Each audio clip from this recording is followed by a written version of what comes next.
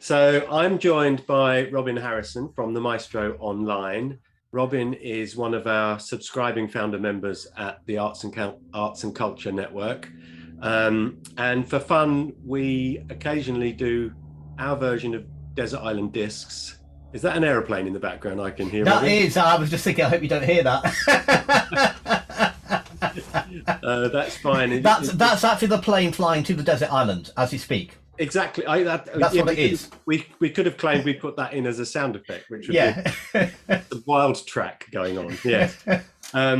So what we wanted to do today, what we do it for fun. It's really just an opportunity for us to learn a little bit more about where your passions and tastes lie across the arts and culture sector spectrum. So, and I should explain that Robin is not aware of what I'm going to ask him. So no, I'm absolutely petrified. It could be terrible. Don't worry, it's like karaoke. You can't bear the thought of doing it, but once you've done it once, you can't get off the stage. It's fine. So it's a little bit like Desert Island Discs, and we're waiting for the lawsuit, of course. But I'm going to mention a number of categories in the arts and culture sector and ask Robin instinctively to let us know his favorite in that category, or something that resonates, and perhaps why, which would be really nice. So the first category is a visual artist. I'd like to know if you have a favorite visual artist, and if so, who is it, or who are they, and why?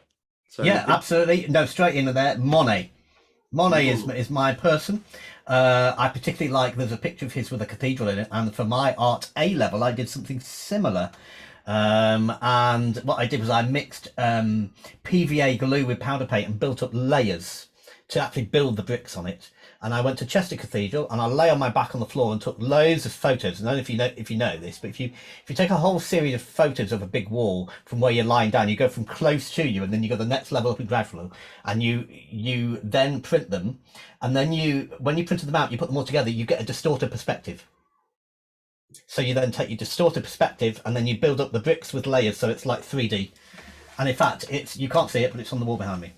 I really want to see that now. So we'll have to do that separately. Yeah. Excellent. So Monet, brilliant. Yeah. The next question is going to be more down your lane, because it's kind of, what's your favorite musical genre, and do you have a favorite artist or performer in that genre, living or not? My usual answer to the favorite genre is, in every genre there is music that's great and music that's awful. And that actually it's more what is great than what the genre is, and that there are things from so many different genres that I think are great. However, to specifically answer favorite artist, I think there is one person outstandingly beyond anybody else in the world, and that's Oscar Peterson. Right. Jazz pianist. I think he is stunning. I think I will never quite achieve his levels and will always aspire to be as good as him. It's that kind of embedded natural, you like those beautiful little turnarounds you hear, and it's just it's absolute gold, isn't it, when you listen to him at his best? Yeah, I'm there. He's stunning, and there's some fantastic interviews with him on YouTube that you can see as well. Okay. And he comes over extremely well, the interviews, and he knows his stuff, and he talks about technique in them as well, and he shows how he's developed his technique, and he was absolutely hot on technique. Wow. And his technique is phenomenal. And there's also some great YouTube clips of him improvising duets with other famous pianists and things like that. I think there's an interview with Andre Schiff. Is it Andre Schiff? I can't remember. There's one very, very good interview, and the interviewer also asks all the right questions. They're very pertinent questions. So right. It's very, very, that's very one. good. That's one to look out for. Excellent. Yeah. The next one is a little bit left of center. Do you have a favorite building?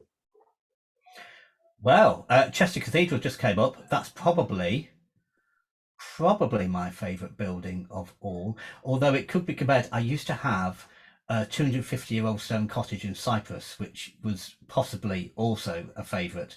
So they're old buildings with character that tell stories. They're often stone. Chester Cathedral, I grew up in Chester, so Chester's important to me. And that's where I was inspired, where I began with the organ, which was my main instrument really to start with. Mm. And that was my initial inspiration. But certainly old buildings with nice big cold stone with character Okay. that tell a story. Do you know of Grayson Perry's House for Essex? I don't. Do please look it up. Um, I won't spoil the fun, but you can enter a draw each year to go and stay there for the weekend. And we did that a few years ago, and it's the most amazing place to. It's in the very northeast tip of Essex, near Harwich and Felixstowe, on the River Stour, literally on the River Stour, and it's the most incredible place. So do have it's the House for Essex, and the story behind it is worth digging out, because it's the story of Julie, who is an Essex girl and her life. And the house is effectively the backdrop to that story, and it's the most incredible Great. place. Yeah. I used to love spotting things like watermills on car journeys when I was younger. You don't see them as much anymore. No, you don't. They No. used to be great. Excellent. So that's the building. Okay, so if you were required to live in a different country from the country of your birth or where you're living now, based on the culture of that nation, which nation might you choose to live in? That's quite a hard one because I've got quite a bit of multicultural experience. So I taught in Cairo for 4 years, which were some 4 years, the best 4 years of my life, I think. But I also spent time in South Africa working with tribes, and I actually lived with a tribe in Gambia, learning the drumming and songs with them. So the culture really appeals. I think the place I'd like to be, where I've never been, would either be Nigeria or Kenya or somewhere like that, where I could get a lot more of a feel of the traditional gospel kind of music or tribal choral kind of music, and absorb that firsthand rather than from a Western copy or version of it. Right. Love that. So somewhere in Africa would be your cultural Yeah. second home. Excellent. Yes. Love that.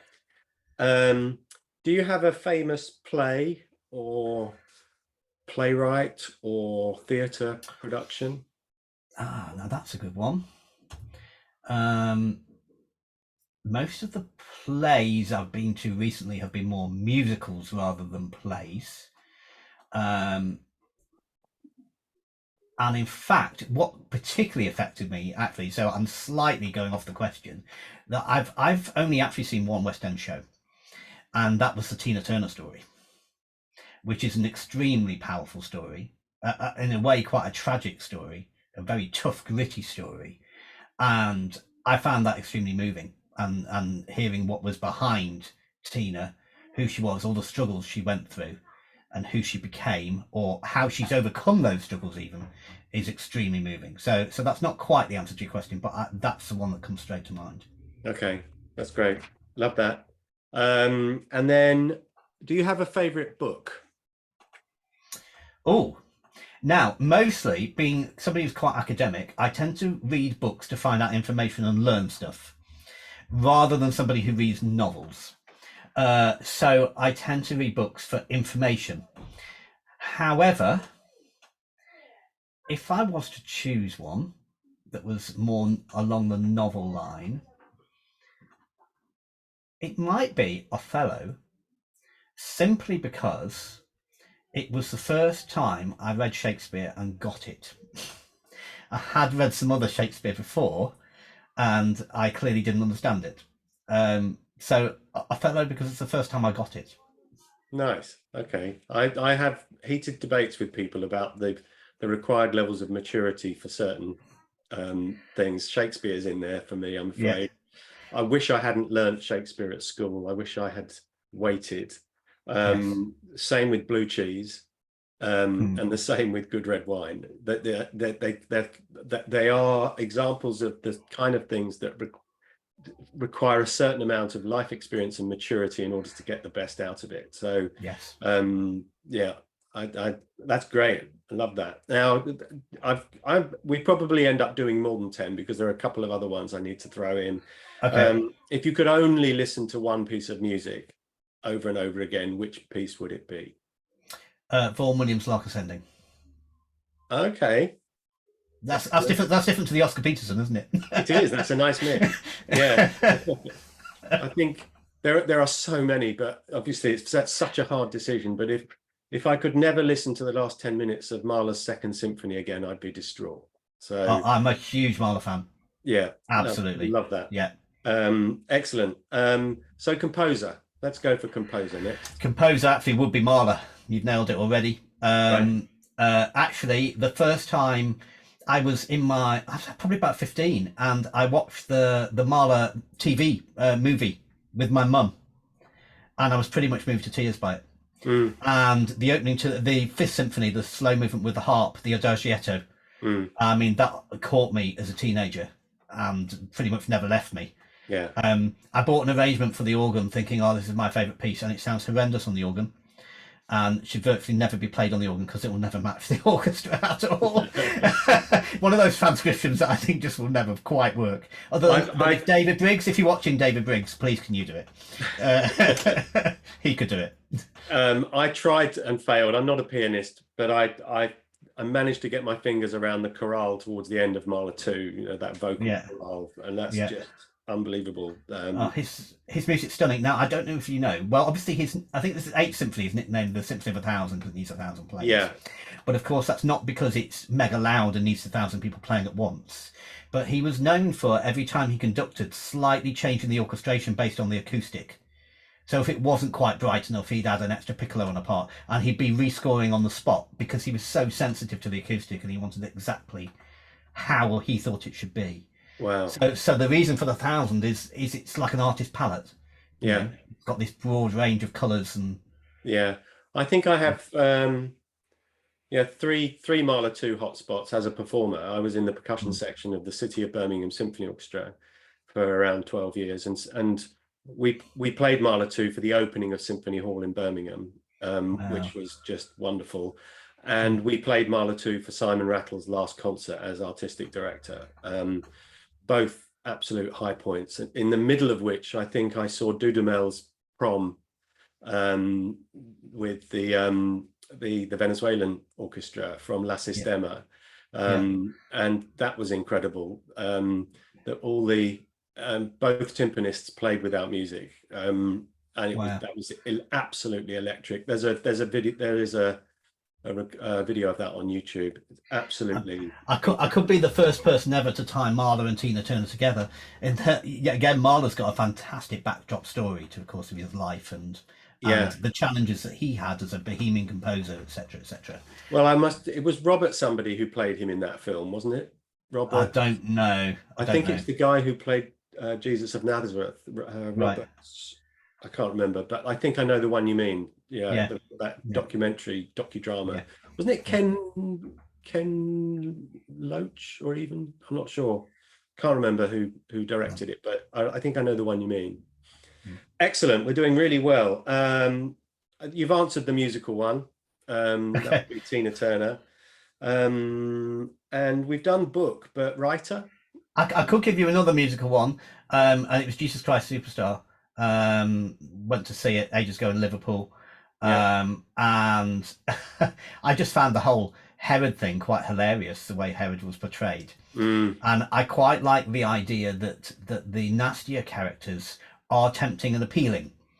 I think there's a social concept that the idea of a devil is a really bad person that you'd never go near, but the whole point of a devil is that an evil character is somebody who's tempting.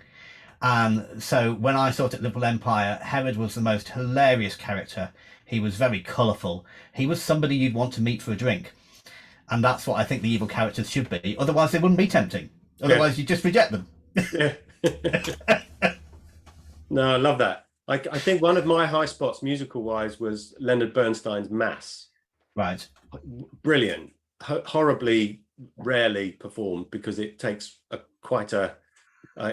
you effectively need to put out all of the performers on a gymnasium floor and put a walkway across them for all the singers and actors, because there's a rock band in one corner, a string section in another, a huge percussion section in another, and a choir in the other. And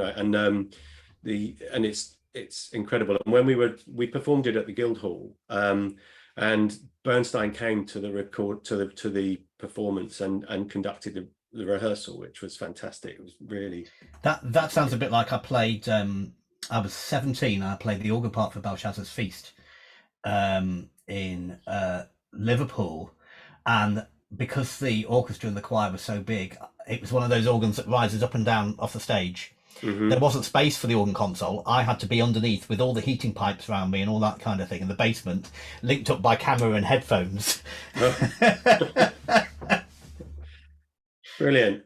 Now then, so just to finish, that's great. I love those. We all have a much better sense of what makes Robin tick culturally and musically.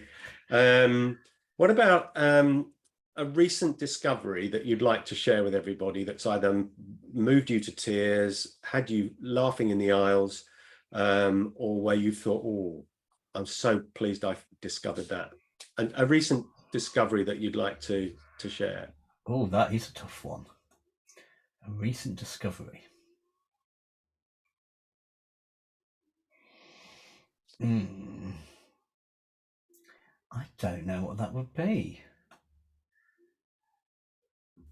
Anything new on your Spotify playlist? A recent musical discovery. Could be. Anything across. Could be like that, couldn't it? Yeah. Okay.